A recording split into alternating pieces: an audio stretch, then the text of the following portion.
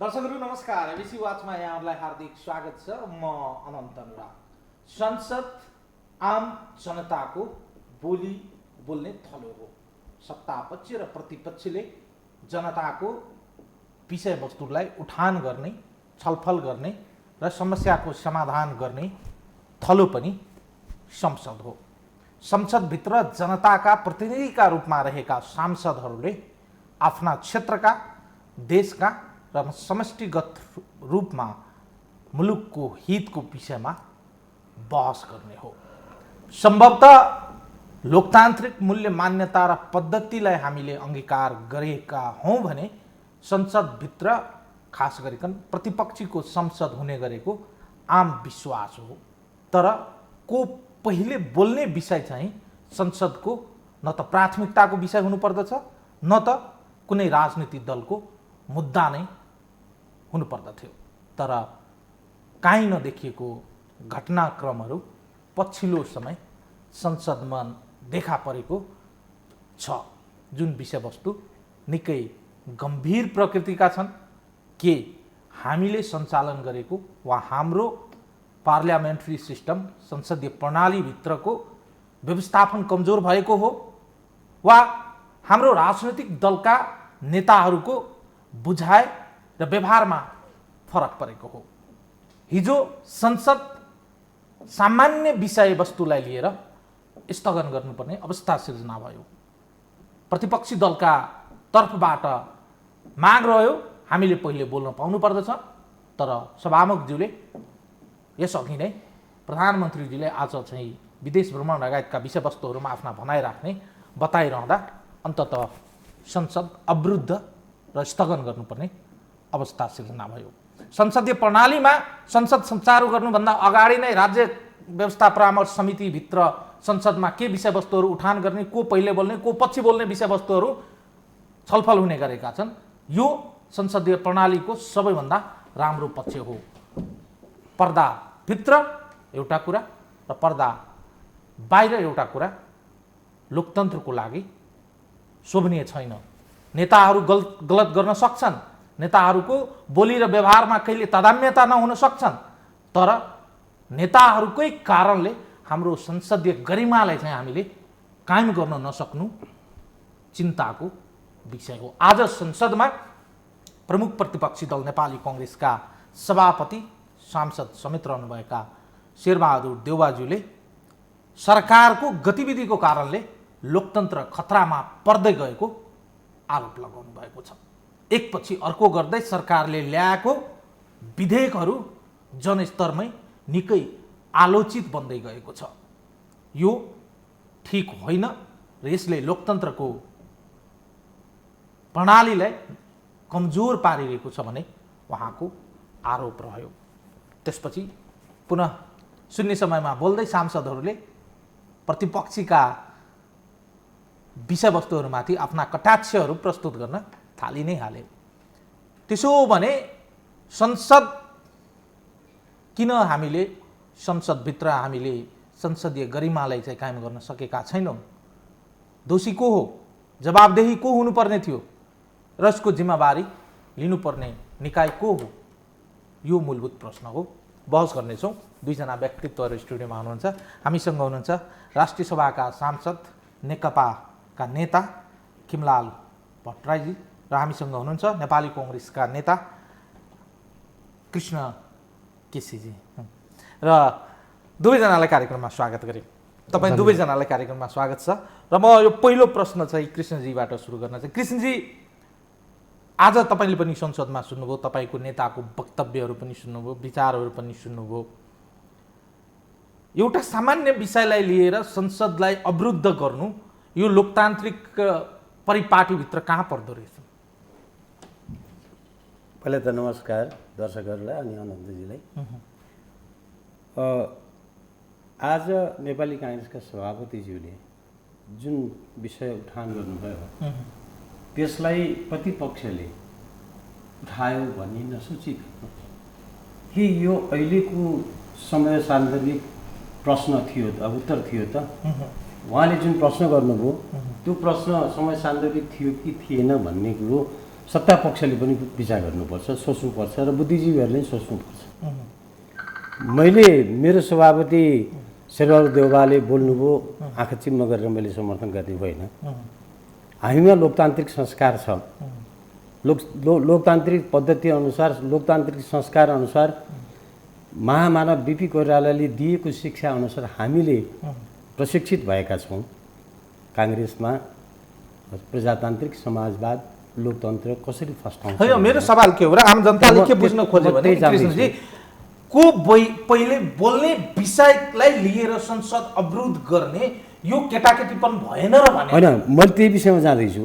त्यो संस्कारमा बसेको हुनाले हिजो जुन अवरुद्ध भयो संसद अवरुद्ध हुनुको कारण के हो भने त्यो सभामुखको सरासर गलत छ। सभामुखले प्रतिपक्षसँग बसेर पनि छलफल गर्नु पर्थ्यो र एजेन्डाहरू तयार पार्दाखेरि अब के अरे प्रधानमन्त्रीज्यूले विदेश भ्रमणबाट फर्केर आएपछिका आफ्ना उपलब्धिहरू बोल्न चाहनुहुन्छ, उहाँलाई चाहिँ मौका दिउँ भनेर सरसल्लाह गरेको भए त हुन्थ्यो नि। एकैचोटि पेल्ने यो के संसदीय संस्कार भयो त? प्रजातान्त्रिक संस्कार भयो त? यो पेल्न त पाइएन नि, सल्लाह गर्नु। उहाँले भन्नुभएको थियो नि त पहिला प्रधानमन्त्रीज्यूलाई चाहिँ बोल्न दिने, त्यसपछि चाहिँ हामी बोल्न हाउसमा गइसकेपछि पहिला त्योभन्दा अगाडि त छलफल गर्ने संस्कार त छ नि, परम्परा त छ नि। हिजो सुभाष नेमाङले चलाउँदाखेरि पनि धेरै पटक छलफल गर्नुहुन्थ्यो, रामचन्द्र पौडेलले चलाउँदाखेरि छलफल हुन्थ्यो, हाम्रो एकदम वरिष्ठ वकिल उहाँले चलाउँदा के हो भने म पहिला बोलौँ वा तपाईँ पहिला बोल्नुहुन्छ वा खिमलाल सर पहिला बोल्नुहुन्छ, यो तर्कले चाहिँ हामी तिनैजना झगडा गऱ्यौँ भने हामी जुन मिसनका लागि चाहिँ उपस्थित भएका छौँ त्यो मिसन अथवा एक दिनको संसदको बैठक बस्दा लाग्ने खर्च र त्यसको हुनुपर्ने बिजनेसलाई चाहिँ अप्ठ्यारो पार्ने काम भएको भएन खर्च। अथवा तपाईँहरू, मेरो चाहिँ प्रश्न है, म जनताको तर्फबाट मेरो प्रश्न, त्यसपछि खिमलालजीसँग पनि म यही प्रश्न सोध्छु। जुन दिन संसद स्थगन भयो र संसदले बिजनेस गर्न पाएन भने त्यो दिन म चाहिँ पैसा लिन्न, त्यो दिनको तलब भत्ता म बुझ्दिनन् भनेर सांसदहरूले चाहिँ खुला रूपमा चाहिँ कसम खाने कि नखाने? हिजो एक दिन नेपाली काङ्ग्रेसले अवरोध गर्यो, त्यसमा त यत्रो ठुलो विवाद। त्योभन्दा अगाडि कम्युनिस्टले कतिपटक चाहिँ संसद अवरुद्ध गरेका थिए, कतिवटा चाहिँ मेचहरू भाँचेका थिए, कतिवटा माइकहरू फालेका थिए। हैन, हिजो जे गरे त्यही गर्नुहुन्छ भन्ने चाहिँ तपाईहरुको बुझाइ त होइन होला नि। मैले भन्नु खोजे म त निष्कर्षमा कालखण्ड र परिस्थिति थियो, आज चाहिँ हामी नयाँ कालखण्ड र परिस्थितिमा छौँ। मेरो सवाल के हो भने म यदि यहाँ काम गरिरहेको छु, यदि म आइन भने, जुन दिन म काम गरिन भने त्यो दिनको म तलब भत्ता लिनुहुन्न भने चाहिँ तर्क र नैतिकता त अब देखाउन सक्नु पर्यो नि। पर्यो। म तपाईँबाट आउँदैछु कि हिजोको विषय चाहिँ सभामुखले आफ्नो कमजोरीले गर्दाखेरि हिजो त्यस्तो अवस्था सिर्जना भयो। उहाँले छलफल गर्नु पर्थ्यो, प्रतिपक्षले नि मान्थ्यो होला, पहिला चाहिँ प्रधानमन्त्रीले बोल्न दिउँ भनेर भनेको भए एकैचोटि चाहिँ रोस्टरमा चाहिँ मिटिङ सुरु भएपछि रोस्टरमा गएर चाहिँ त्यसो जबरजस्ती पेल्न त भएन नि। त्यस्तो पेल्ने काम पहिला पनि गर्नुभएको छ, धेरै पटक उहाँले पेल्नु भएको छ। त्यो संसदीय संस्कार त भएन नि सभामुखको, त्यो पाटोबाट नै हेरौँ न। दुई तिहाईको दम्ब देखाएर त भएन। व्यवस्थापकीय कमजोरी हो अहिलेको संसदमा देखिएको खिचातानी र अहिलेको जुन अहिलेको समस्या देखिएको छ। व्यवस्थापकीय कमजोरी त भन्नु भएन, त्यो चाहिँ सभामुखको अल्पज्ञानको प्रतिफल हो। ओके, वेल खिमलालजी, नेता वा राजनीति वा समाज सेवा भनेको एउटा नैतिकताको एउटा पातलो सिन्कोमा बाँधिएको हुन्छ। त्यो पातलो सिन्को भाँच्यो भने त्यसपछि त्यसको कुनै औचित्य रहन्न। यस्तो दिन आइसक्यो र हाम्रो मुलुकमा कि अब नेताहरू को पहिला बोल्ने, त्यसको लागि चाहिँ संसदभित्र झगडा गर्ने, हो हल्ला गर्ने र संसद अवरुद्ध भएपछि संसद नै स्थगन गर्ने, यस्तो चाहिँ कमजोर प्रणाली चाहिँ हामीले अङ्गीकार गरेका हौँ र हामीले अपेक्षा गरेको यस्तो प्रणाली हो। यसलाई मैले कसरी हेरेको छु भन्दाखेरि यो चाहिँ हामी एउटा राजनीतिक संस्कृति, संसदीय संस्कृति, संसदीय मूल्य हामीले चाहिँ यो लामो अभ्यास गरेर आयौँ नि त। अब नेपाली कङ्ग्रेस भन्नुहोस् वा नेपाल कम्युनिस्ट पार्टी भनौँ, यो सबै चाहिँ नि यो अहिले भर्खरै चाहिँ नि गठन भएका पार्टीहरू होइनन्। हामी एउटा अभ्यासबाट आएका छौँ र हिजो चाहिँ मैले हेर्दाखेरि नेपाली कङ्ग्रेसले एउटा गम्भीर प्रकृतिको भुल गर्यो। यहाँ सभामुखको के थियो म त्यता जान्न। अस्ति चाहिँ एउटा समझदारी थियो कि प्रधानमन्त्रीले 11 बजे प्रतिनिधि सभालाई सम्बोधन गर्ने, 1 बजे राष्ट्रिय सभालाई सम्बोधन गर्ने प्रधानमन्त्रीको सेड्युल थियो। त्यसअनुसार चाहिँ नि कार्यक्रम बन्यो र यहाँनिर कङ्ग्रेसले कङ्ग्रेस त लामो इतिहास भएको, संसदीय अभ्यासमा लामो इतिहास भएको पार्टी हो नि। प्रधानमन्त्री बोल्छु भनिसकेपछि त्यहाँनिर चाहिँ नि प्रधानमन्त्री बोलिसकेपछि संसदीय अभ्यास के छ भने प्रधानमन्त्री बोलिसकेपछि सांसदहरूले प्रश्न सोध्न सक्नुहुन्छ। सांसदहरूले सोधेको प्रश्नको जवाब दिनुपर्ने हुन्छ। हाम्रो अभ्यास त्यही नै हो, हामीले त्यही नै गर्दै आइरहेछौँ। त्यसो भनिसकेपछि बोल्न नदिने कुरा पनि त्यहाँ छैन। तर प्रधानमन्त्रीले बोल्छु भनिसकेपछि प्रधानमन्त्रीले प्राथमिकता पाउँछ। आज नेपाल कम्युनिस्ट पार्टीको नेतृत्वको सरकार छ। यसको तात्पर्य यहाँ केपी ओली हुनुको नाताले वा नेकपाको नेतृत्व हुनुको कुरा कारणले होइन नि। या त जोसुकै प्रधानमन्त्री भए पनि संसदीय अभ्यासमा चाहिँ प्रधानमन्त्रीले सदनलाई सम्बोधन गर्छु भनिसकेपछि प्रधानमन्त्रीलाई प्राथमिकता दिइन्छ। हाम्रो प्रचलन हो यो। कङ्ग्रेसले चाहिँ नि अब कसरी गर्यो यो चाहिँ नि संसदीय संस्कृतिमाथि प्रहार गर्यो। यो राजनीतिक हाम्रो एउटा अभ्यासमाथि प्रहार गर्यो। इतिहासमा कङ्ग्रेसले समीक्षा गर्ला। कङ्ग्रेस जतिको जिम्मेवार पार्टीले उसले मलाई लाग्छ महसुस पनि गरिसक्यो होला, गर्नुपर्छ, गल्ती भयो त्यस हिसाबले सोच्नुपर्छ भन्ने मलाई लाग्छ। र एउटा दुर्घटना भयो इतिहासमा मेरो विचारमा। म के भन्छु भने सहमति भयो भने त्यतापट्टि छोड्दिनु। प्रधानमन्त्री साताव्यापी विदेश भ्रमणबाट फर्किसकेपछि अहिले केही घटनाक्रमहरू पनि छन्। मैले सम्बोधन गर्छु भनिसकेपछि सिधै बुझ्ने कुरा के हो भन्दाखेरि आज केपी शर्मा ओली प्रधानमन्त्री हुनुहुन्छ भनेर होइन, नेकपा नेतृत्वको सरकार छ भनेर होइन, भोलि कङ्ग्रेसको शेरबहादुर देउवा प्रधानमन्त्री हुन सक्नुहुन्छ वा जोसुकै होस् संसदमा प्रधानमन्त्री बोल्छु भनिसकेपछि मलाई चाहिँ जानकारी नहुन सक्छ। मलाई बताइदिनुहोस्, म यो विषयमा अल्पज्ञानी नै हुनु छु भन्ने चाहिँ मलाई लाग्छ। हजुर, संसदभित्र को पहिला बोल्ने र को पछि बोल्ने विषयले पनि चाहिँ महत्त्व राख्दो रहेछ भन्ने कुरा चाहिँ अब बुझ्नु पर्छ। होइन, हाम्रो चाहिँ नि एउटा कतिपय परम्परा जस्तो भन्नुहोस् न, तपाईँलाई यसले प्रश्न गरिरहँदा तपाईँले मलाई उत्तर दिइराख्नु भएको छ। यदि तपाईँले मलाई प्रति प्रश्न गर्नुभयो भने त्यसको उत्तर त मैले दिने प्रयास त गर्नु पर्यो। मैले जुनसुकै चिजको पनि तपाईँ आज हेर्नुहुन्छ भने हामी सुरु बिन्दुबाट अहिले भर्खरै जन्मिँदै गरेको त होइन नि। हाम्रो एउटा अभ्यास छ, एउटा परम्परा छ, हाम्रो एउटा मूल्य छ, मान्यता छ। हामी त्यसैमै अडिरहेछौँ नि। हामी कति लामो चाहिँ छलफल गरेर संसदीय यो अभ्यासमा जाउँ भनेर भनेको हो। यो संसदीय परिपाटीलाई संविधान त संस्थागत गर्ने कुरामा कति लामो डिबेट भएको छ यहाँनिर। यसको यसले त एउटा व्यवहारको प्रतिपक्षीको हाम्रो मूल्य मान्यता र हामी विश्वास प्रतिपक्षलाई महत्त्व दिनुपर्छ सदनमा, यसमा कुनै दुविधा छैन। तर यसको तात्पर्य सत्तापक्ष हुँदैन त, त्यहाँनिर सरकार हुँदैन त। सदन भन्ने बित्तिकै सरकार पनि हुन्छ, सत्तापक्ष पनि हुन्छ। सत्तापक्ष बिनाको संसद हुन्छ र वा सत्तापक्ष छैन भन्ने त प्रतिपक्ष भन्नै परेन नि।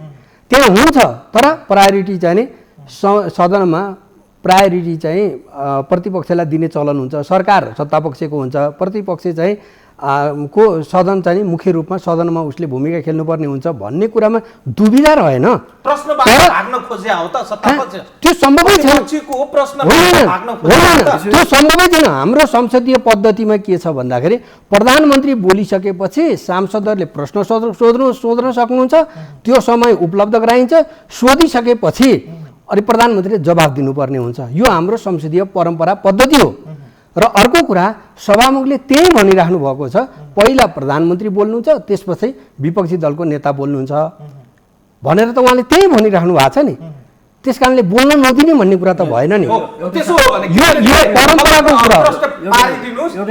सभामुखज्यूले म बोल्न दिन्छु, प्रतिपक्षीलाई म बोल्न दिन्छु, प्रधानमन्त्रीज्यूको पहिला चाहिँ भनाइ सुनौ, उहाँको चाहिँ सम्बोधन सुनौ, त्यसपछि प्रतिपक्षीलाई म बोल्न समय उपलब्ध गराउँछु। उहाँले चाहिँ संसदको गरिमामय पदबाट उहाँले प्रतिबद्धता जनाइरहँदा तपाईँहरूले चाहिँ सभामुखज्यूले बोलेको कुरालाई पनि विश्वास गर्नु भएन अविश्वास गर्नुभयो, उहाँले भनेको कुरालाई पनि तपाईँहरूले हेक्का राख्नु भएन, उहाँले बोल्नु भएपछि पनि तपाईँहरूले निरन्तर आफ्नो चाहिँ टेबल ठटाइरहनु भयो। हो, त्यही नै सभामुखले गल्ती गर्नुभयो। गल्ती के गर्नुभयो भने पहिला त्यो हाउस सुरु हुनुभन्दा पहिला सत्ता पक्षका के अरे सचेतक र विपक्षका सचेतक राखेर छलफल गरेर हुन्थ्यो। यसो विषय छ, यो विषयमा चाहिँ पहिला उहाँले प्रकाश पार्नुहुन्छ अनि हामी संसदीय दलको नेता, प्रतिपक्षको संसदीय दलको नेतालाई हामी बोल्न दिन्छौँ भनिदिएको भए हुन्थ्यो।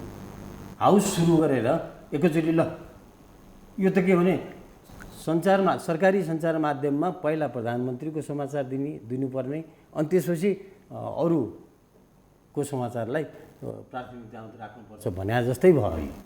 संसद त सरकारको होइन नि, संसद त छुट्टै सार्वजनिक सत्ता सम्पन्न संसद हो नि।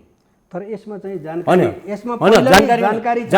भन्नुभएको छ होइन, पहिला राखेर कुरा गर्नु पर्थ्यो, पहिले जानकारी प्रतिपक्षलाई राखेर कुरा गर्नु पर्थ्यो। जानकारीको प्रश्न प्रतिपक्षले राख्ने नराख्ने यहाँनिर नि नयाँ प्रतिपक्ष आएको भए सिकारु प्रतिपक्ष आएको भए त हजुर भनेको हुन्थ्यो। संसद त्यो नयाँ यसमा चाहिँ नेपाली कांग्रेस जस्तो प्रधानमन्त्री जस्तो भन्नुहोस् कि शेरबहादुर देउवाजी 5 पटक प्रधानमन्त्री हुनुभएको नेता हो, हामी सम्मान गर्छौँ। बिर्सिने कुरा कोही पनि बोल्छु भनिसकेपछि कांग्रेसले चाहिँ नि जसले संसदीय परम्परा संसदीय संस्कृति मान्छु अथवा चाहिँ त्यसको खास नेता म भन्छ नि त कांग्रेसले, त्यस्तो भन्ने पार्टीले प्रधानमन्त्री बोल्ने त यो संसारभरिको प्रचलन हो। प्रतिपक्षको भनाइ लिएर त्यस्तो हुँदैन। त्यस्तो अनन्तजीले अहिले हामीले चाहिँ जुन प्रश्न सोध्नु तपाईले दुनियामा हेर्नुभयो भने त्यस्तो त तिमीहरूलाई आइहाल्छ नि, यो प्रश्न तँलाई किन गर्ने भन्ने त भएन नि। प्रधानमन्त्रीले सम्झौता गर्छ दुनियामा, तपाईँ कुनै पनि देशको इतिहास हेर्नुहोस्, तपाईँ वा परम्परा हेर्नुहोस्, प्रतिपक्षसँग सल्लाह नगरिकन गरेको कुनै पनि देशमा छैन। सल्लाह त अघिल्लो दिन अस्ति तपाईँको चाहिँ प्रधानमन्त्री बोल्ने फिक्स थियो अनि पेले गर्ने होइन त्यस्तो सम्भवै छैन। भन्ने कुरै छैन। कुटनीतिक नियोगमा चाहिँ नियुक्ति गर्दा नि पेले होइन विधेयक ल्याउने बेला अनि पेले सत्ता के अरे प्रतिपक्षलाई मतलबै नगर्ने, सरकारका निर्णयहरूलाई पेले भन्नुहुन्छ भने कुनै चाहिँ विधेयकले भन्न सक्ने भयो हुन्छ र हुन्न भन्ने हो त मान्यज्यू, सम्भव छैन। बल मिचाइ गर्ने यत्रो हामी यो सरकारले देशको राजनीतिलाई नयाँ ढङ्गले अगाडि बढाउनु पर्ने छ। यसको तात्पर्य के हो भने राजनीतिक द्वन्द्वमा नेपाल धेरै लामो समय रह्यो। अब हामी राजनीतिक द्वन्द्वमा होइन विकासतर्फ जाने हो भनिसकेपछि हामी सबै नमिलिकन विकास सम्भव छ र दुनियाको सहमति खोजिरहेको छ।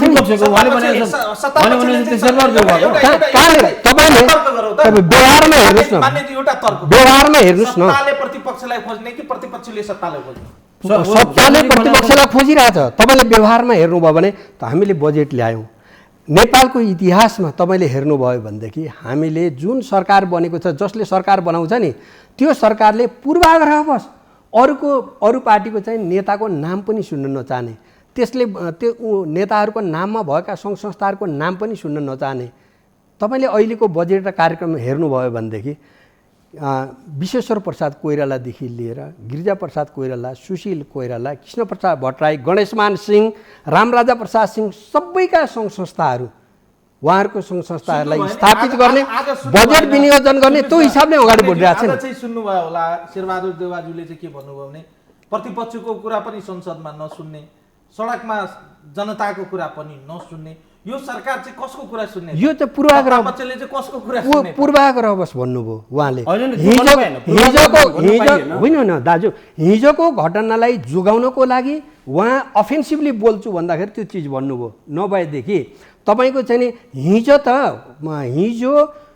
सदनमा अधिनायकवाद कसले लाद्यो? प्रधानमन्त्रीलाई बोल्न नदिने यो प्रचलन तपाईँ भन्नुहोस् न, यो त कङ्ग्रेसले गरेको महाभुल होइन? लोकतान्त्रिक कुनै शक्तिले यस्तो गर्छ? प्रधानमन्त्रीलाई बोल्न नदिएको कुरालाई ढाकछोप गर्नलाई उहाँले चाहिँ आफू अफेन्सिभ हुन्छ भनेर आज त्यो ढङ्गले प्रस्तुत हुनुभयो। त्यस्तो कुरा हुन्छ? काङ्ग्रेसले के भनिरहेको छ नि प्रधानमन्त्रीलाई बोल्न दिने हो, तर सहमतिमा जानु पर्यो नि, छलफलमा जानु पर्यो। प्रधानमन्त्रीले बोल्छु भन्ने भनिसकेपछि सक्यो। यतापट्टि सरकारले पनि प्रतिपक्षलाई पेल्ने, उतापट्टि पेल्ने। तपाईँले व्यवहारमा हेर्नुहोस् न कहाँनिर पेल्यो त? अहिले बजेट अब हामी चाहिँ नि नयाँ ढङ्गले विकासतर्फ देशलाई डोर्याउने हो भनेर भनिरहेछौँ। यसको तात्पर्य त्यो वातावरण बनाउनको लागि त सबैलाई सम्बोधन गर्ने काम त बजेट कार्यक्रमबाट गरियो नि त, सरकारले गर्यो नि, यहाँभन्दा के गर्न सकिन्छ? मलाई एउटा अझै प्रश्नको उत्तर दिनुहोस्। मेरो आज म आफ्नो केही पनि राखेको छैन, म 2 दिनदेखि सडकमा पुगेर जे प्रतिक्रिया भेटेको छु त्यो प्रतिक्रिया आज मात्रै तपाईँहरूमा म चाहिँ प्रस्तुत गरिरहेको छु। प्रधानमन्त्री भनेको दलको भन्दा पनि हाम्रो चाहिँ समष्टिगत देशको र हामी सबैको 3 करोड नेपालीको प्रधानमन्त्री हुनुहुन्छ।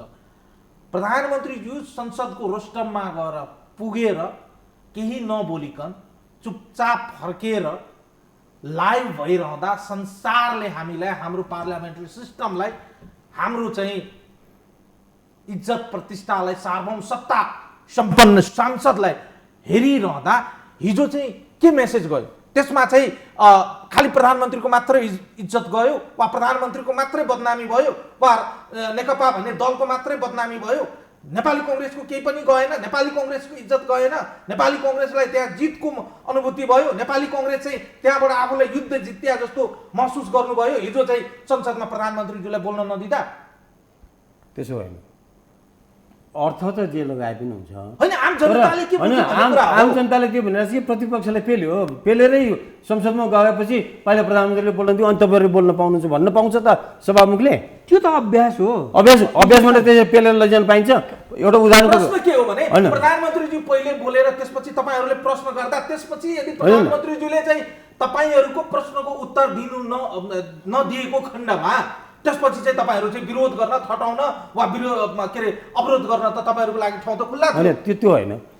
पहिला प्रतिपक्षलाई बोल्न दिएको भए उहाँको अनुपस्थितिमा देशमा भएका गतिविधिहरू उहाँले पाउनुहुन्थ्यो, त्यो जवाफ उहाँले दिनु। त्यस्तो परम्परा छैन अमेरिकामा। कम्युनिस्टले नेतृत्व गरेको सरकार आएको हुनाले परम्परा हट्यो? होइन होइन होइन, हट्यो। विश्वेश्वर प्रसाद कोइरालादेखि नेपालमा चाहिँ तपाईले हामीले चाहिँ विश्वेश्वर प्रसाद कोइरालालाई लोकतान्त्रिक पहिलो चाहिँ जननिर्वाचित सरकार मान्छौँ होइन? त्यहाँबाट तपाईँले आजसम्मको अभ्यास नेपालको हेर्नुहोस्, दुनियाँमा चाहिँ ल भारत हेर्नुहोस्, बेलायत हेर्नुहोस् वा अमेरिका हेर्नुहोस् वा युरोप हेर्नुहोस्, दुनियाँको अभ्यास सरकार प्रमुखले बोल्छु भनिसकेपछि प्राथमिकतामा उहाँलाई राख्ने प्रचलन हो। भोलि कांग्रेस त प्रतिपक्ष हो नि, प्रतिपक्ष हुनुको तात्पर्य भोलि ऊ त गभर्मेन्टमा आउन सक्छ नि। गभर्मेन्टमा आउन सक्ने भोलि शेरबहादुर देउवाजी प्राइम मिनिस्टर भएको बेलामा हामीले त्यो गर्यौँ भने के हुन्छ? होइन, त्यो त गरिरहेछ नि। कहाँ गर्छ? किन प्रतिपक्ष प्रधानमन्त्री बोल्छु भनिसकेपछि पर्यो। बजेट भाषण गर्न जाने बेलाको त्यो ब्रिफकेस फालिदिने, मेजबाट चाहिँ हो, तपाईले त्यसको आलोचना गर्न टेबलबाट चाहिँ जम्प गरेर चाहिँ आक्रमण गर्ने त्यसको परम्परा त बसाएको थियो। हामीले त्यो परम्परा लिएकै छैन। त्यसमा हामीले त्यो हामीले उहाँहरूले के गर्नुभयो तत्कालीन परिस्थितिमा चाहिँ के भयो भन्ने कुरा देखाएर नेपाली कांग्रेस त्यति दामी गरेको छैन भनेर पन्छिने र त्यसको औचित्य पुष्टि हामीले गर्नुपर्छ। नेपाली कांग्रेस जान सक्दैन, जाँदैन पनि। नेपाली कांग्रेसले मात्र कति खोजेको भने गल्ती भयो स्वीकार गरौँ न, कमजोरी भयो, स्पेस दिनु पर्यो। कांग्रेसले गर्नै पर्छ। यसको स्पेसलाई सबै चाहिँ लिदिने सत्तापक्षले, प्रतिपक्षले स्पेसै लुक्दिने कसरी? त्यो सम्भव छैन। सरसल्लाह नगरिकन कुनै काम गर्न थाले किन छैन? तपाईले हाम्रो मनसा नै त्यो छैन। प्रधानमन्त्री भएको हुनाले अर्को नेता तपाईँ उपनेता बोल्छु भने शिक्षा विधेयक पास गर्दाखेरि सुन्नु, शिक्षा विधेयक पास गर्दाखेरिको अवस्था के थियो? अरू विधेयक पास गर्दाको अवस्था के थियो? विरोध गरेको थियो कांग्रेसले। सबै विधेयकहरू हामी हुन्छ भन्नुहोस् भने सहमतिबाट अगाडि लैजानु बहुमतले हुन्छ भने सहमति भएन, कुनै विषयमा सहमति भएन भने अल्पमत बहुमतमा जान्छ।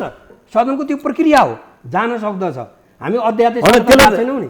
होइन, हाम्रो परम्परा चाहिँ के हुनुपर्छ भने सरसल्लाह सकेसम्म यस्ता विधेयकहरू जुन दूरगामी असर पर्छन्, त्यो दूरगामी असर पर्ने, देशलाई दूरगामी असर पर्ने किसिमका सल्लाह गरौँ, छलफल गरौँ, त्यसमा कुनै सल्लाह गर्नुपर्छ। हिजो चाहिँ जे दृश्यहरू जे चाहिँ गतिविधि भयो यसको दोषी को? कति चाहिँ यसको चाहिँ कति दोषी चाहिँ नेपाली कांग्रेस, कति दोषी चाहिँ नेकपा सत्तारूढ दल र कति म नेकपातिर जान्न, सञ्चालक चाहिँ सभामुखज्यू? म नेकपातिर जान्न, नेकपातिर म जाँदै जान्न।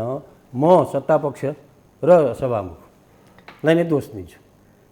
प्रधानमन्त्री दुनियाँको लोकतान्त्रिक अभ्यासलाई हेरौँ, प्रधानमन्त्रीको आधारमा हामीले मूल्याङ्कन आदेश दिनुभयो, आदेश पालन गर्ने सभामुख आफ्नो कार्यकर्ता सभामुख कार्यकर्ता भएर बस्नु त भएन नि, कुनै पार्टीको कार्यकर्ता भएर त बस्नु भएन नि। बस्नु भएको छैन। उहाँ कार्यकर्ता प्रधानमन्त्री हुनुहुन्छ बोल्छु भनिसकेपछि कुन चाहिँ होइन, राजीनामा गरेर बस्नु भयो, तर उहाँको निर्देशन सबै पार्टीको निर्देशन उहाँले चाहिँ फलो गरिराख्नु भएको छ। तपाईँले चाहिँ पार्टीको निर्देशनभन्दा बाहिर जाँदै जानु भएको छ। तपाईँले दमननाथ ढुङ्गानाजीको चाहिँ ऊ हेर्नु हो, उहाँ चाहिँ हाम्रो एउटा सफल सभामुखको रूपमा हेरिन्छ। उहाँ पार्टीगत हिसाबले त्यति धेरै चाहिँ पार्टी लबी बनाएर हिँड्नुहुन्न नि। तपाईँले हेर्नुहोस् न, जो कसैले पनि प्रधानमन्त्रीले सदनमा बोल्छु भनिसकेपछि प्राथमिकता दिने कुरालाई संसारभरि पछिल्लो पटक सुभाष नेमाङले पनि एक दुई पटक त्यस्तो गल्ती गर्नुभएको थियो। किमलालले बताइदिनुहोस् त, सभामुखज्यू चाहिँ सत्तारूढ दलको अगाडि चाहिँ एकदमै नतमस्तक हुनुहुन्छ उहाँ। त्यो कुरा होइन, त्यो कुरा होइन। त्यस्तो तपाईँ देखिएको सिधै सन्देश किन बाहिर चाहिँ मैले सन्देश मैले उहाँको सन्देश चाहिँ किन हामी प्रवाह गर्दैछौँ कि सत्ता रूढ दलसँगै चाहिँ सभामुख हुनुहुन्छ, संसद यस्तो चाहिँ मेसेज चाहिँ जाँदा चाहिँ हाम्रो संसदीय प्रणालीको गरिमा चाहिँ कायम रहन्छ भन्ने सवालमा त प्रश्न त देखिन्छ। म यो कुरा मान्दैन। म सभामुखको कमजोरीको कारणले यो भयो म यस्तो भन्दैन। किन भन्दैन भन्दा यो त हाम्रो संसदीय अभ्यास हो। यसलाई त हामीले मान्नुपर्छ, सत्तापक्षको हिसाबले, प्रतिपक्षको हिसाबले कङ्ग्रेसले मान्नुपर्छ, सभामुखको हिसाबले सभामुखले मान्नुपर्छ। हिजो पनि 10 मिनेट मात्रै अभ्यासलाई मानेर जाने हो नि। सभामुखले 10 मिनेट मात्रै रोकेर म सरसल्लाह गर्छु भनेर 10 मिनेट मात्रै रोकेर सरसल्लाह गरेको भए त्यो स्थिति आउँथ्यो।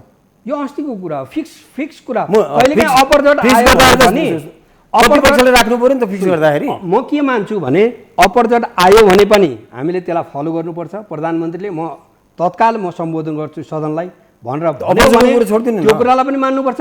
त्यो कुराको समीक्षा कहाँ गरिन्छ भने भोलिपल्टको कार्यव्यवस्थामा गर्न सकिन्छ वा सदन सकिसकेपछि त्यही दिन बसेर हामीले समीक्षा गर्न सकिन्छ। अपरजट आउने कुरा, तर त्यो त अस्तिको कुरा त अस्ति त प्रतिपक्षलाई राखेर कुरा गरिएन नि। अब मलाई बताइदिनुहोस् यो विषयले टुङ्ग्याएर प्रतिपक्षले राखेर कुरा गर्नु। प्रधानमन्त्री बोल्छु भनिसकेपछि स्वतः बुझिने मलाई भनिदिनुहोस् त, हिजो चाहिँ जुन विषयमा चाहिँ संसद अवरुद्ध भयो, आम जनताको सरकारको विषय चाहिँ त्यहाँ के थियो? यो विवादमा भइरहँदा म बोल्छु पहिला र म बोल्छु पहिला भनिरहनु हुँदा आम जनताको सरकारको विषय त्यहाँ थियो वा थिएन? प्रधानमन्त्रीको कुरा गर्नुहुन्छ भने थियो। मैले सरकारको तर्फबाट भन्नुहुन्छ भने सरकारले, प्रधानमन्त्रीले उहाँ विदेश भ्रमण गरेर आउनुभएको थियो, त्यसको चाहिँ परिणाम उहाँले बताउनु पर्थ्यो, जानकारी गराउनु पर्थ्यो सदनलाई। त्यस पछाडि अहिले केही घटनाक्रमहरू नयाँ ढङ्गले चाहिँ विकास भइरहेको, जनतामा एउटा चाहिँ कतिपय भ्रम, कतिपय जनतालाई चाहिँ सम्बोधन गर्नुपर्ने कुरा थियो, घोषणा गर्नुपर्ने कुरा थियो। त्यस कारणले प्रधानमन्त्रीले चाहिँ जिम्मेवारीपूर्वक उहाँले सम्बोधनको माग गर्नुभएको थियो। संसदीय परम्परा अनुसार प्रधानमन्त्री विदेश भ्रमण जानुभन्दा पहिला प्रतिपक्षलाई डाकेर पनि सल्लाह हुन्थ्यो, अरू पूर्व प्रधानमन्त्रीहरूले डाकेर पनि सल्लाह हुन्थ्यो। म फलान ठाउँमा जान्छु, फलान ठाउँ चाहिँ मैले चाहिँ यो एजेन्डा उठाउन खोजेको छु, कस्तो हुन्छ भनेर सरसल्लाह हुन्थ्यो। त्यो भएको छैन पहिलो कुरो। दोस्रो कुरो, भ्रमण गरेर आइसकेपछि उहाँले फेरि मैले चाहिँ यसो फलानलाई भेटेँ, यस्तो भयो, यस्तो भयो भनेर सबैलाई भेटेर आफ्नो जानकारी गराइसकेपछि यो कुरो चाहिँ म संसदमा बोल्छु भन्ने जानकारी हुन्थ्यो। त्यो संसदीय परम्परा भनेको। हामीले पढेको, म पनि राजनीतिको विद्यार्थी हुँ, हामीले पढेको संसदीय व्यवस्थाको ऊ भनेको त्यो हो, नर्म्स भनेको त्यो हो। तर त्यो कुरो भएन। अचानक अस्ति चाहिँ सांसदज्यूले भनेअनुसार अस्ति सहमति के अरे समझदारी भयो, प्रधानमन्त्रीले बोल्न दिने भन्ने कुरो कोसँग भयो? सभामुखसँग मात्रै भयो।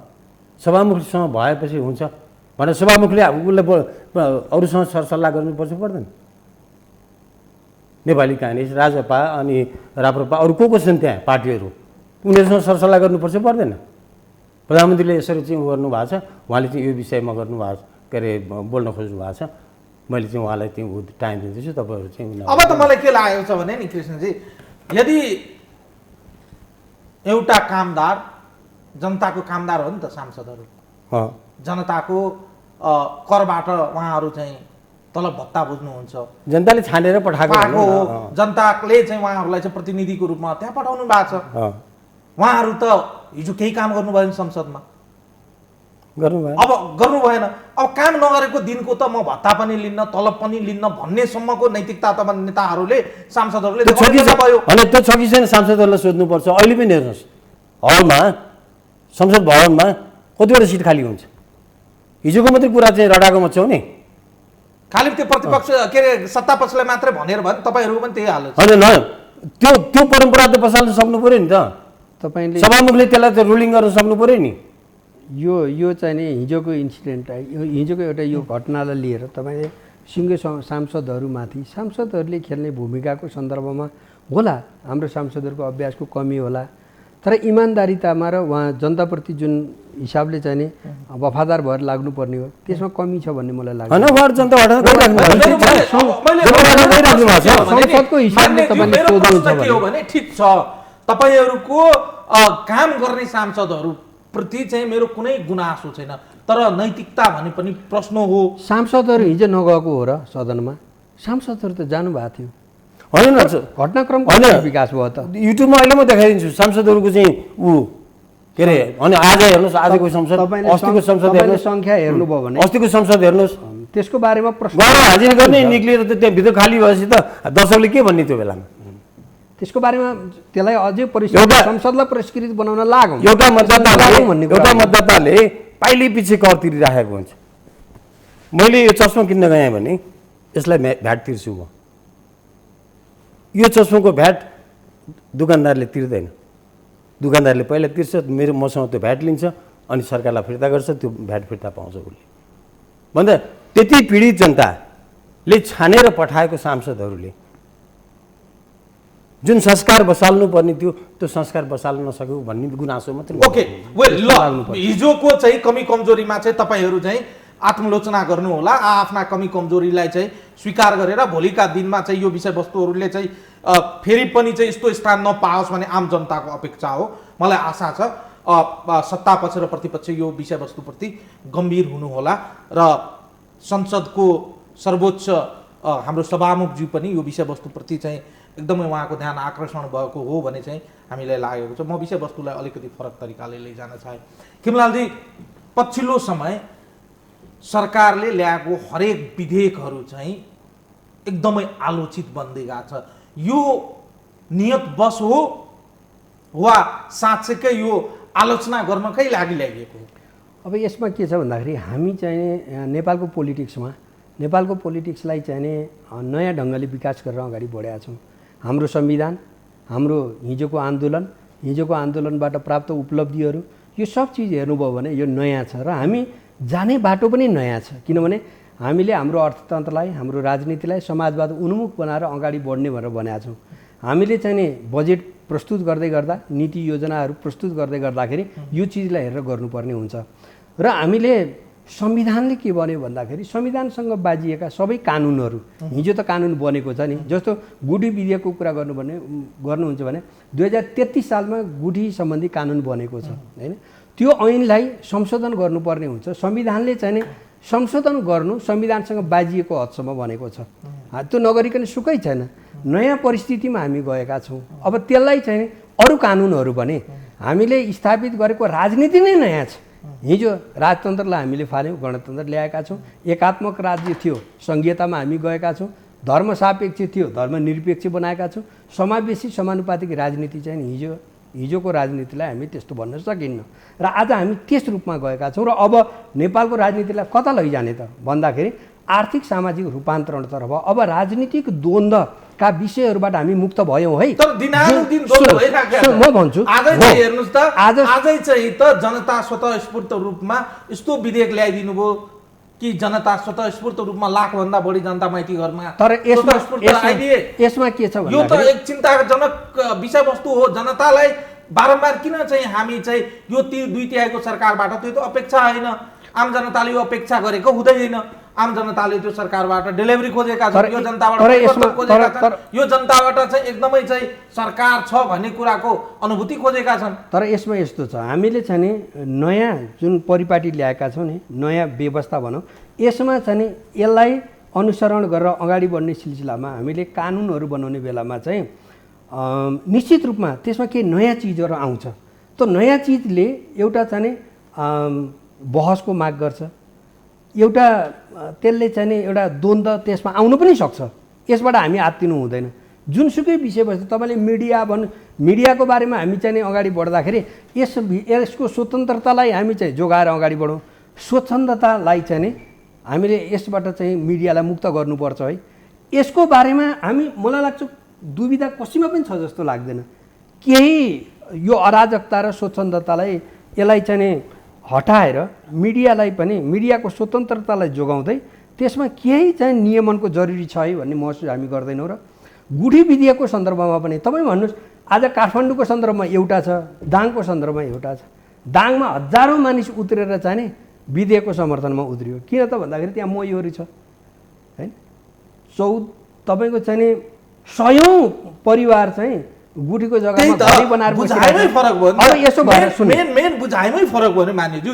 सवाल कहाँ हो भने दाङको स्वर्गद्वारीको मातहतमा रहेको गुठीको मातहतमा रहेको त्यहाँको समस्या चाहिँ जग्गाको समस्या देखिन्छ विशुद्ध रूपमा 2033 सालपछि। तर काठमाडौँको गुठीको प्रब्लम्स भनेको तपाईँको सभ्यता छ, त्यहाँ सिभिलाइजेसन छ, संस्कृति छ, सबै जोडिएको छ।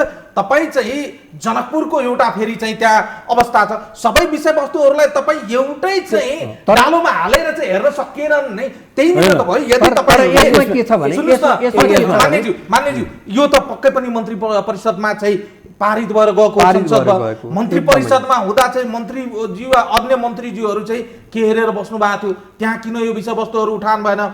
विधेयक बनाउँदाखेरि यदि हाम्रो सम्पूर्ण विधेयकहरू सम्बन्धित मन्त्रालयको सचिव र त्यहाँका चाहिँ कर्मचारी तन्त्रले बनाउँछन् भने अब उहाँहरूमाथि चाहिँ हामीले कसरी लगाम लगाउने, उहाँलाई निर्देशन कसले दिने। तर यसमा म के भन्छु भने नि हामीले अहिले चाहिँ नि त्यो फिर्ता भइसकेको स्थितिमा एक हिसाबले सदनबाट खारेज भइसकेको स्थितिमा म यसमा धेरै डिबेटमा जान्न।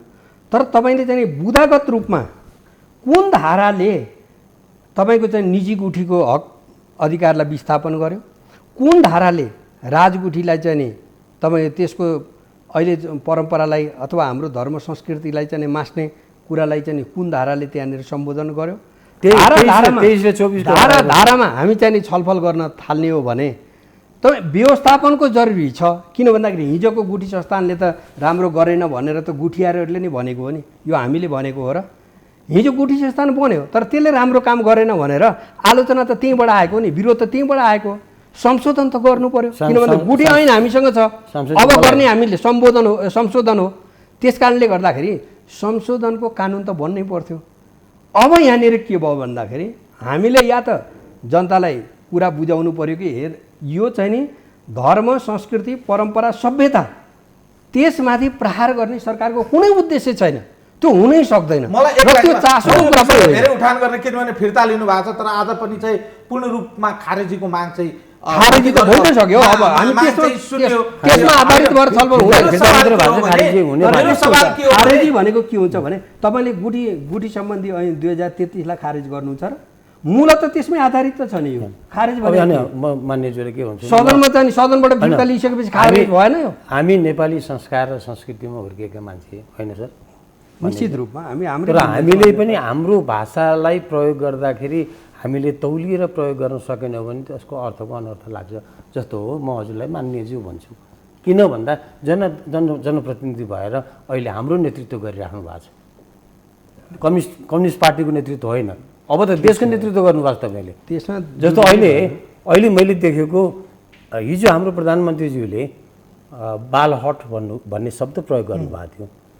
मैले आज म प्रधानमन्त्रीज्यूलाई चाहिँ के सम्झिन भने बालपन भन्ने चाहिँ सम्झिन्छु।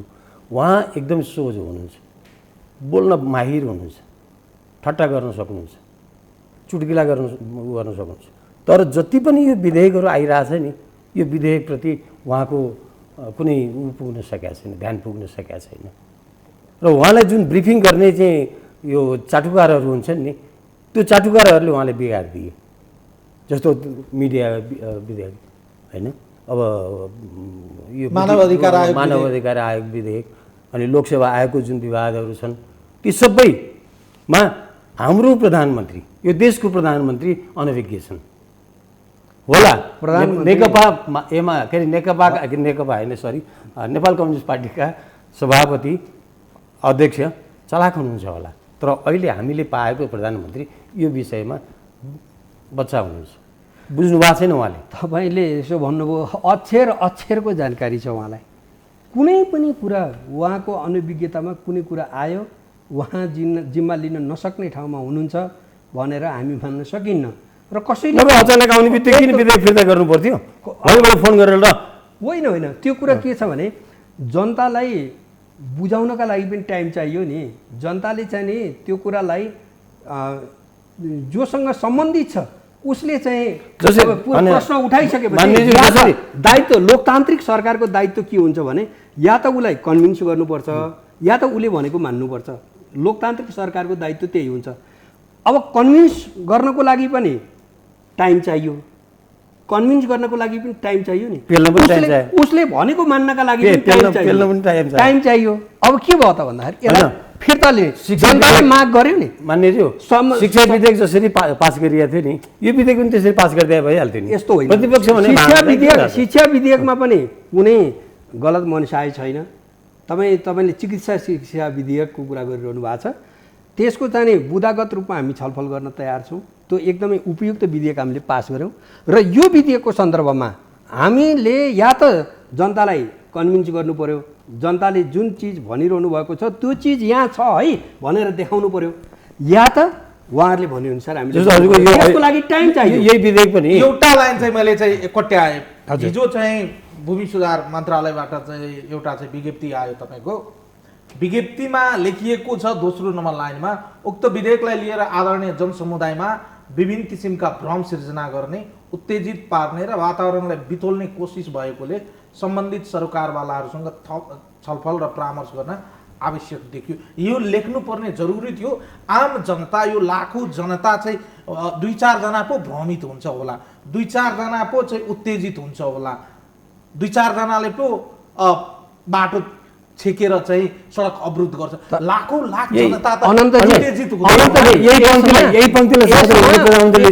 यसमा चाहिँ तपाईले हामी के मान्दैनौँ भने सबैले यो विधेयक पढेर अक्षर अक्षरको मूल्याङ्कन गरेर जनताले चाहिँ विरोधमा उत्रिनु भयो हामी यसो मान्दैनौँ विरोधमा आउनुभयो उहाँहरूमा के आशंका रह्यो केही भ्रमहरू रह्यो त्यसकारणले हामीले स्पष्ट पनि पार्नु पर्यो र आफूले पनि कुनै कुरा जनताले भनेको त मान्नु पर्यो नि लोकतान्त्रिक सरकार हो नि यो कसैले बनाइदिएको ठ्याक्क चाहिँ ल्याएर कसरी राखिदिएको सरकार हो र जनताले मतदान गरेर एउटा भयङ्कर ठुलो अपेक्षासहित बनाएको सरकार हो नि यो त्यसकारणले जनताको कुरा पनि सुन्नुपर्छ कतिपय कुरा आफूलाई चेन्ज गर्नु त्यो हो तर एउटा कुरा के हो भने तर्कसँग के कुरामा कन्भिन्स छु भने सरकारले आम जनता र सडकको आवाज सुनेर विधेयक फिर्ता लिनु र आम जनताको चाहिँ कुरालाई शिरोधार्य गर्नु कुरामा लोकतन्त्रमा योभन्दा ठुलो र योभन्दा सुन्दर पक्ष त अरू केही हुनै सक्दैन न सरकारको चाहिँ इज्जत घट्या छन् मलाई के लागेको छ भने यो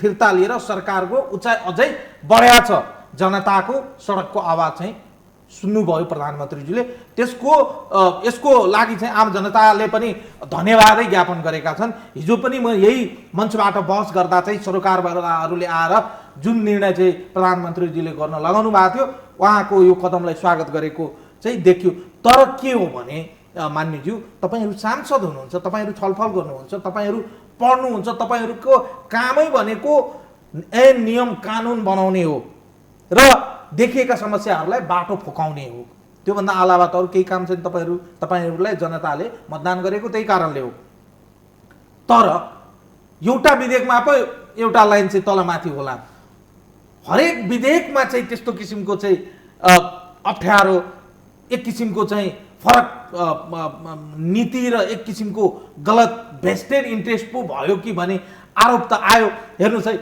एकातर्फ लोकसेवा आयोगको विज्ञापन गरेका छ आदिवासी जनजाति मधेसीहरू सडक तताएर हिँडेका छन् यता मिडिया काउन्सिल विधेयक भनेका छन् पत्रकारहरूलाई चाहिँ सडकमा ल्याएर हो हल्ला गर्न चाहिँ बाध्य भएका छौँ हामी पनि आन्दोलनमा छौँ अर्कोतर्फ मानव अधिकार भनेका छौँ मानव अधिकार कर्मीहरू चाहिँ सडक तताएर बसेका छन् नागरिक समाजको त्यस्तै स्थिति छन् सबैलाई चाहिँ उद्वेलित र उत्तेजित पार्ने काम त विधेयकहरूले गरिराखेका छन् यो कारणहरूले गर्दा यो उत्तेलित र उद्वेलित गर्ने कामले उत्तेजित गर्ने कामले त सरकारलाई त काहीँ पनि फाइदा गरेको देखिन्न यस्तो हुँदैन एउटा चाहिँ लोकतान्त्रिक समाज हो यो लोकतान्त्रिक सरकार हो लोकतान्त्रिक संसद हो लोकतान्त्रिक समाज हो जनता हो यसमा चाहिँ छलफल हुने कुरा नि बहस हुने कुरा यो स्वाभाविक छ हामीले केही चिज त नयाँ गर्नु पर्यो नि परम्परागत रूपमा चाहिँ लोकतन्त्रमा पनि केही मान्यताहरू केही सीमाहरू हामीले त निर्धारण गर्नु पर्यो। यो हामीले मात्रै होइन दुनियाँले गरिरहेछ नि। तपाईँ सबै कुरालाई स्वच्छन्द छोडेर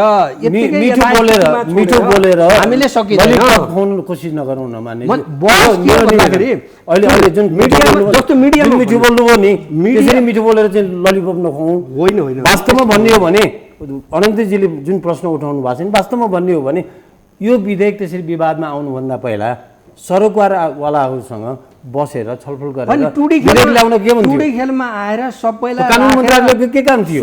टुडी खेलमा आएर सबैलाई बोलाएर यसलाई आउनुहोस् भनेर बोलाएर अनि त्यहीँ बसेर लेख्ने त होइन नि। टुडी खेलको कुरै होइन, छलफल तपाईँको मानव अधिकार भएको छ। र के हो भने संसदमा थप छलफल नभइकन कुनै पनि कानुन बन्दैन। यसमा कुनै अनौठो नमानौँ। पत्रकारहरूले जुन आवाज उठाउनु भएको छ त्यो सही छ। अब त्यसमा डिबेट हुन्छ र कुन चिजलाई हामीले चाहिँ अगाडि बढाउने, कुनै चिजबाट ब्याक हुनुपर्छ भने ब्याक हुनुपर्छ नि। लोकतन्त्रमा ब्याक हुने कुरालाई हामीले चाहिँ इज्जत गएको ठान्न मिल्दैन। जनताबाट कन्भिन्स हुन सकिन्छ नि। तपाईँ छलफल हुन्छ सदनमा चाहिँ प्रक्रिया के हुन्छ? सदनमा दर्ता हुन्छ, मन्त्रीले त्यहाँ चाहिँ प्रस्तुत गर्नुहुन्छ। प्रस्तुत गरिसकेपछि 72 घन्टा चाहिँ तपाईँको संशोधनको म्याद हुन्छ। 72 घन्टामा संशोधन पर्छ। संशोधन परिसकेपछि समितिमा छलफल हुन्छ। समितिमा छलफल भइसकेपछि फेरि सदनमा आउँछ। पार्टीको कुरा मान्न त व्हिपको कुरा के छ भने हो तपाईँले यहाँ पनि ठिकै कुरा गर्नुभयो। व्हिप लाग्यो भनेदेखि तपाईँले ल व्हिप लगाएर पास गर्यो भनेर सडकमा पनि बोल्न सक्नु नि भयो नि। मैले लोकतन्त्रमा जनता पनि त लोकतान्त्रिक हो नि।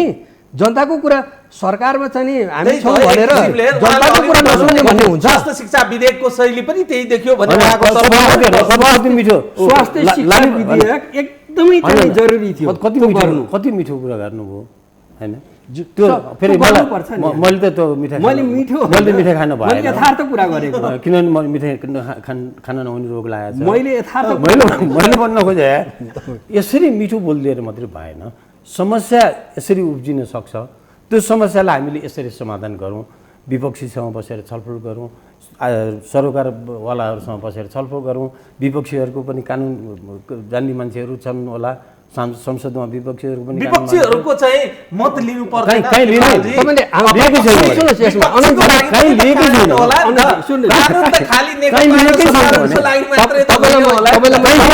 तपाईँलाई म एउटै कुरा बताउँछु।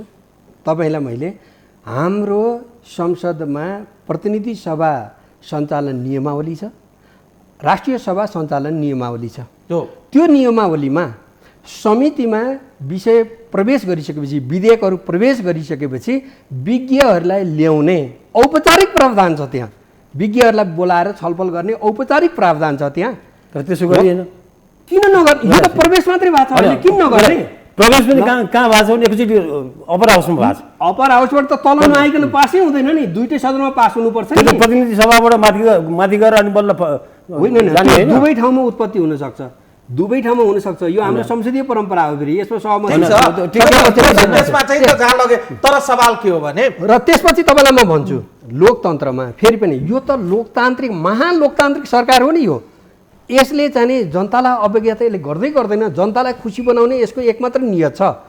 अनि जनताको कुरा सुन्दैन त। यो विधेयक चाहिँ सुन्नुहोस्, यो विधेयक हामीले 2 वर्ष पछाडि ल्याउँदा पनि केही फरक पर्दैन। यसलाई म्यानेज गरौँ। समस्या त रहेछ नि त, ठाउँ ठाउँमा समस्या छ। जनताको कुरा पनि हामी सुन्दैछौँ, विज्ञहरूको कुरा पनि सुन्दैछौँ होइन। सांसदको कुरा सुनिन्छ। त्यसपछि चाहिँ पास गरेर अगाडि जनताहरू उठेर माइती घरमा आए। मामा घर सम्झेर आए। मैले महिलाहरू माइती घर सम्झेर आए। यसलाई स्वाभाविक ठान्छु। यो चाहिँ नि लोकतन्त्रमा हेर्नुहोस्। आज चाहिँ नि तपाईँ हङकङमा हेर्नुहोस्, तपाईँले चाहिँ फ्रान्समा हेर्न सक्नुहुन्छ। दुनियाँमा सचेत हो। चाइनाले पेल्यो भनेर तपाईँ जनता उत्रिसक्यो भने त्यो अपराधीलाई चाइनामा के अरे मिड लाइनमा चाहिँ मेन लाइनमा त्यो विषयमा छलफलमा हामी किन तर के हो भने त्यहाँको सरकार पनि ब्याक भएर जनताको कुरा सुन्न तयार भयो नि त। यो कस्तो हुन्छ भन्दाखेरि जनता सडकमा आउँछ, जनताको प्रतिनिधिमा जान्छ। यो स्वाभाविक हो। यसमा कुनै हामीले चाहिँ अन्यथा लिनु पर्दैन।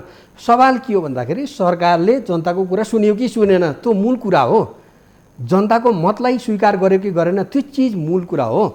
अहिले यति बेला एउटा लोकतान्त्रिक सरकार हुनुको नाताले मैले फेरि पनि भन्छु हाम्रो सामनेमा एउटा दायित्व छ, या त हामी कन्भिन्स गर्न सक्नुपर्छ जनतालाई, यो जनताले भनेअनुसार छ है भनेर, या त जनताको कुरा मानेर आफूलाई बदल्नुपर्छ। हामी अहिले त्यही अभ्यासमा छौँ। त्यो बदल्न त सक्नु न तपाईँहरू, किन त 2/3 बहुमत छ, तपाईँहरू त पेल्नुहुन्छ। तपाईँले गलत भन्दै हुनुहुन्छ। पेलेर जाने एउटा पनि नियत छैन। किन छैन? एउटा पनि आयोग गठन गर्दा तपाईँले के गर्नुभयो? एउटा प्रतिपक्षलाई कहिले गर्नुभयो? सरकारले आफ्नो काम गर्छ। कुटनीतिक नियोगमा प्रतिपक्ष त अहिले भाग्छ, प्रतिपक्ष त भाग्छ। कसरी भाग्छ? मिटिङ थाहा पाइसकेपछि, मिटिङ थाहा पाइसकेपछि आरोप होइन, यथार्थ हो। तपाईँहरूलाई म के भन्छु भने नेपाली काङ्ग्रेसले एउटा गर्नु भएन। सुन्नु, सरकार अहिले यति कमजोर सरकार पनि छैन जहाँ विमर्श गर्न डराओस्, तर्क गर्न डराओस्। यस्तो सरकार त छैन नि, तर्क गर्न सक्छ, छलफल गर्न सक्छ। त्यस कारणले गर्दाखेरि प्रतिपक्षलाई साथमा नलिनुपर्ने, मिटिङमा नआएपछि के गर्नु? तपाईँले संविधानमा लेख्नु भएको छ, पटक आएन भने तेस्रो पटक पनि निर्णय गर्न सक्छ सरकारले। सरकार यतिकै बस्छ त? तपाईँहरूले नै भन्नुहुन्छ सरकार 2/3 छ, निर्णय केही पनि गर्न सकेन भनेर। अनि मिटिङमा नआएपछि के गर्ने? सरकार हेरेर बस्छ? सहमति मात्रै जानु पर्यो नि। सहमति त लिन हरेक चिजमा सहमति हुन्न र त अल्पमत र बहुमत यो चिजमा सहमति हुन सकेन। लोकतन्त्रमा हिजो चाहिँ मैले बोल्न पाइनँ भनेर पत्रकार लोकतन्त्रमा सबै चिजले यो विषयमा सहमति हुन सकेन, त्यसले गर्दा मैले यो गरेन। किन भन्नु? लोकतन्त्रमा सबै चिजमा सहमति हुन्छ यस्तो परिकल्पना गर्न सकिन्न। असहमति पनि हुन सक्दछ। असहमति भयो भने अल्पमत बहुमतमा जान्छ। सरकार हेरेर त बस्दैन नि, सहमति गर्ने कोसिस गर्ने हो। तपाईँले पटक पटक मिटिङमा बोलाउँदाखेरि आएन भने संविधानमा भनेको छ दुई पटक निर्णयमा पुग्छ सरकार। तपाईँहरूलाई म समय उपलब्ध गराउँछु, 2-2 मिनटमा आफ्नो भनाइ राख्नु होला। खेमलालजीलाई पहिलो प्रश्न गर्न मन लाग्यो। मान्यज्यू, अहिलेको गुठी विधेयक फिर्ता लिनुभयो, लोकसेवा आयोग, मानवाधिकार आयोग र मिडिया काउन्सिल विधेयक फिर्ता हुन्छ कि हुँदैन? हुँदैन। त्यो चाहिँ छलफलमा अगाडि बढिसकेको छ। अब हामी छलफलमा लैजान्छौँ र त्यसमा संशोधन पनि परेको छ। संशोधनमा पनि हामी छलफल गर्छौँ, विज्ञहरूसँग छलफल गर्छौँ, पत्रकारहरूसँग बार छलफल भइरहेछ, सम्पादकहरूसँग पनि छलफल भइरहेछ। त्यसबाट आएका उपयुक्त सुझावहरूलाई सरकारले ग्रहण गर्छ र विधेयकहरू अगाडि बढ्छन्। सहमति भयो भने बहुमत जान्छ। सहमति मेरो विचारमा सहमति नै हुन्छ। यसमा चाहिँ प्रतिपक्षले विश्वासमा लिन्छ कि लिन्छ? के छ भने यसमा म भन्छु आग्रहवश प्रतिपक्ष आयो भने त्यो सम्भव हुँदैन। आग्रहवश मैले विरोधै गर्छु भनेर अहिले चाहिँ नि गुठी विधेयक फिर्ता लिएको हुनाले अब सबै विधेयकहरू फिर्ता गराउनुपर्छ भनेर आग्रह बोकेर राजनीतिक उद्देश्य प्राप्ति गर्छु, यहीँबाट चाहिँ नि आफ्नो अस्तित्व प्रभाव जमाउँछु भन्ने हिसाबले आयो प्रतिपक्ष भने त्यो चाहिँ प्रतिपक्षले त्यति हलुङ्गोसँग नलिनु है। मैले नमस्कार गरेको छु होइन त, हलुङ्गो गरी होइन। मैले भनेको हलुङ्गोसँग लिनुहुन्छ? मैले हलुङ्गो प्रतिपक्षले आग्रह लिएकै छैन। हलुङ्गो किन भनिरहेको छु भने हिजो जुन व्यवहार त्यहाँनिर प्रदर्शन भयो, म विषय पछाडि हट्न खोजेको त होइन। हिजो जसरी प्रस्तुत भएको छ नि, कङ्ग्रेस आज चाहिँ रचनात्मक प्रतिपक्षको भूमिका खेल्न सकिरहेको छैन। कङ्ग्रेसको आफ्नो एजेन्डा प्रस्तुत भइरहेको छैन, अरूले चाहिँ कुनै एजेन्डा ल्याइदियो भने त्यसैलाई समाएर खेल्न खोज्दैछ कङ्ग्रेस। त्यस कारणले कतै चाहिँ त्यस हिसाबले जान खोज्यो भने यो सम्भव छैन।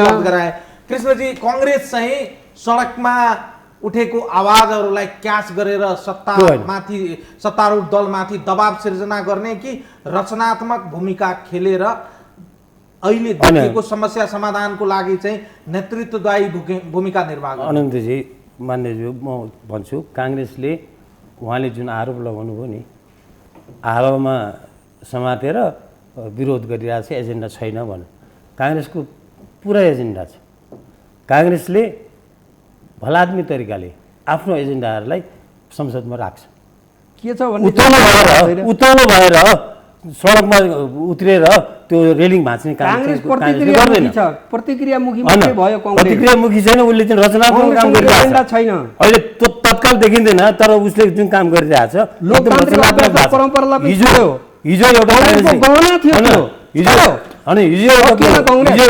एउटा चाहिँ जुन एजेन्डा थियो त्यो एजेन्डामा काङ्ग्रेस अलिकति अगाडि बढ्दाखेरि यत्रो प्रभाव अझ काङ्ग्रेसले साँच्चै नै अरू विषयमा पनि यसरी नै उ गरोस् त, एग्रेसिभली अगाडि जाओस् त। सके जति गरिरहेको छु, के सके जति केही गरेको छैन। तर केही फरक पर्दैन। काङ्ग्रेसले मात्र के भनेको छ भने दुईको एजेन्डामा सरकार छ, मूल एजेन्डा हामीले काम गर्न दिनुपर्छ, समृद्धि हो, त्यसमा केन्द्रित भएर आउनु पर्यो। म भनौँ रचनात्मक भूमिका त्यहाँबाट हुन्छ। हेर्नुहोस् इन्डियामा भनौँ इन्डियामा काङ्ग्रेस, इन्डियाको कुरो छोड्नु न, कहाँ इन्डिया र चाइनाको कुरो छोड्नु न, नेपालको कुरो गरौँ न। सोच्नुपर्छ नेपालमा काङ्ग्रेसले के गर्यो के गरेन, अझ पनि काङ्ग्रेसले इतिहास भजाएर हुँदैन, अझ पनि इतिहास नभज्यौँ हामीले। इतिहास त वर्तमान फेरि हो राजनीति, फेरि हो। इतिहास त तपाईँहरू नबजाउनुहोस्, हामीले झोडा काण्डदेखि लिएर जग्गाकाण्डसम्म चाहिँ नेपाल कम्युनिस्ट पार्टी भविष्य काम गरेको छ, सुखी बनाउन, राष्ट्रलाई मैले अहिले भन्न खोजे अनन्त सर भने काङ्ग्रेसले आफ्ना एजेन्डाहरूलाई शालीन तरिकाले अगाडि बढाउँदैछ, नदेखा मात्रै हुनु के अरे विपक्षीले। काङ्ग्रेसको विपक्षी जुन दलहरू छन् नि उनीहरूले नदेखा हुन्, देखाइदिनुहोस् न। अनि मान्यजी तपाईँहरूले जनप्रतिनिधिलाई देखाउनु खोजे होइन, नेकपाले देख्नु पर्यो।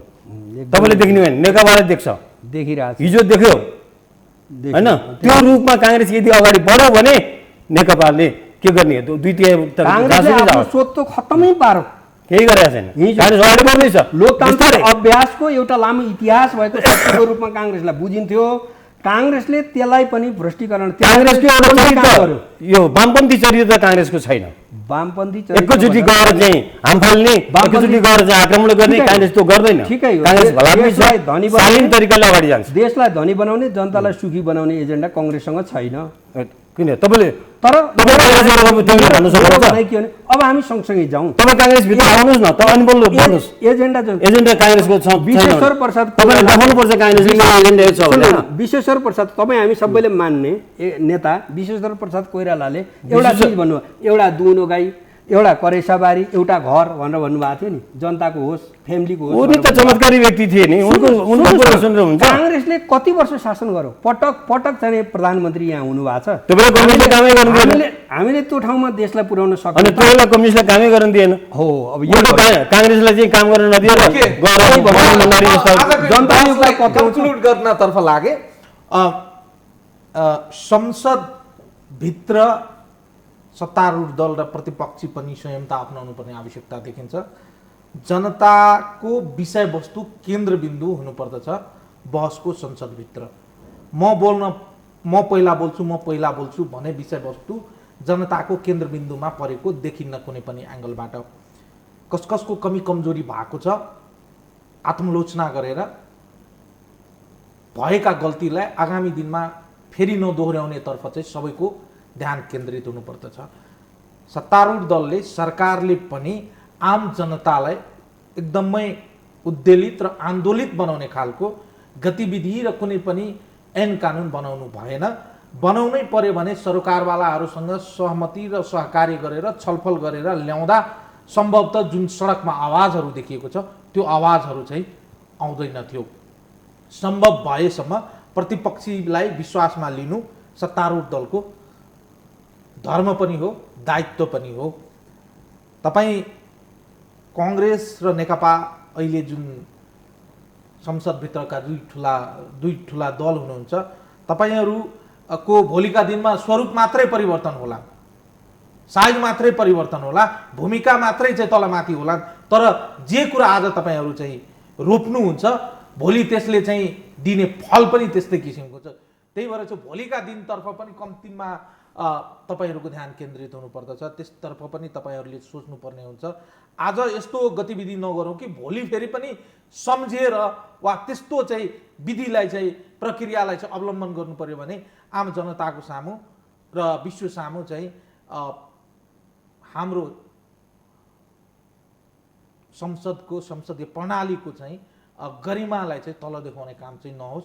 यो आम जनताको सार्वभौम सत्ता सम्पन्न आवाज बोल्ने थलो हो, त्यसलाई अझै गरिमा बढाउने काम चाहिँ गरौँ। यसमा चाहिँ सम्पूर्ण संसदभित्र र बाहिर सबैको उत्तिकै दायित्व म देख्दछु।